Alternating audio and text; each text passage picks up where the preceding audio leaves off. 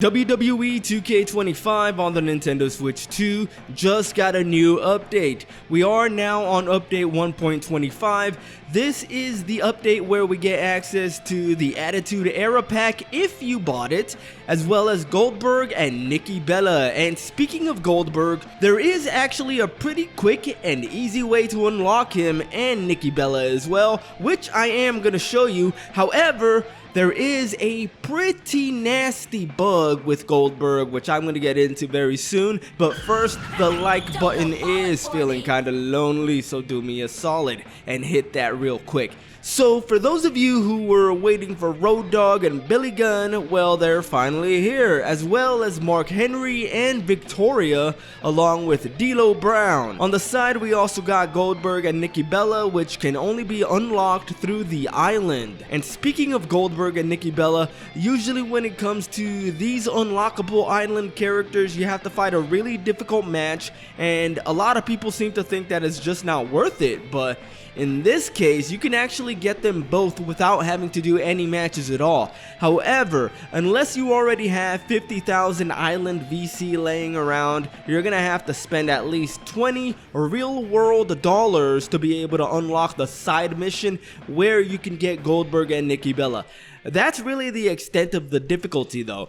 After buying the side mission, all you have to do is interact with Goldberg and Nikki Bella in the Hall of Legends arena, and voila, that's it. You've unlocked them both. However, while Nikki Bella works perfectly fine, Goldberg is another story altogether. It looks like, at least in the Nintendo Switch 2 version of WWE 2K25, Goldberg is so badly bugged that his entrance crashed the game 4 or 5 times in a row for me. I was recording the entire time, so you can actually see every single one of those crashes. However, I did get it to work one time in the WCW Nitro Arena. However, there were some major, and I do mean major, graphical bugs with his entrance.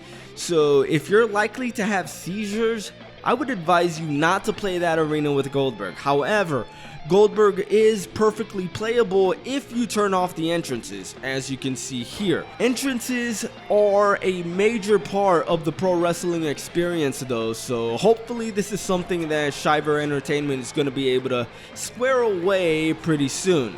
When it comes to the graphics, it really shouldn't come as a surprise. The Nintendo Switch 2 version is obviously still able to keep up. Now, you might notice that the Switch 2 version looks and runs better in these comparisons, but the truth is that the PS5 footage here is not my own. I got it from another channel which uploads these videos at a lower quality. I wasn't able to find it at a better quality. In fact, it might actually be the PlayStation 4 version for some of these comparisons, because the YouTuber, he did not say which version he was running.